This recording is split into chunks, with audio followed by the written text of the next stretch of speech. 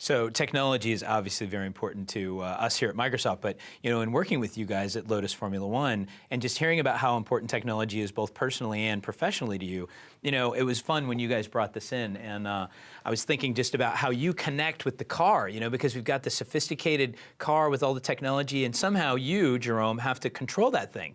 And so I was just amazed at, how really complicated this is just the steering wheel from your Lotus Formula One car. So maybe you could just describe for the audience what this is and how you use it. Well, yeah, somehow I've got to control it, but because it's all of this has to be second nature. Basically, when they ask you, to go on the radio and say something, you don't have to think where is the radio button. You have to know it. Curse. So the extra boost we get in Formula One is this little lever here for me. DRS is this top one, and you basically get out of the corner. You have to go like this, press the up shifts, and you've got to do many things. It's a little bit it's the control center of the car, and you've got to be at one with it.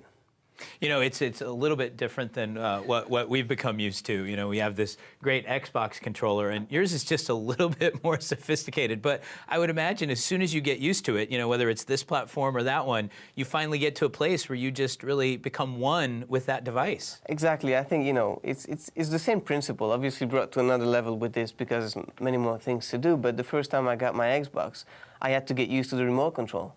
To play well and to play a game, which whenever you play, you have to know the remote control. You don't have to think about, I've got to press this button to do that. You've got to know. It takes a little while.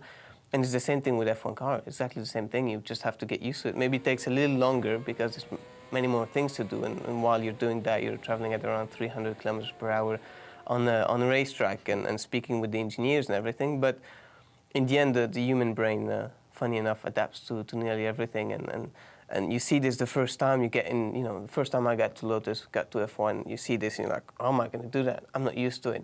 And by the end of the second day you've driven the car, you would ask the engineer another button to do another thing because you want to do something while you're driving and you want to optimize something. So then you get used to it, but there's definitely a relation between the two.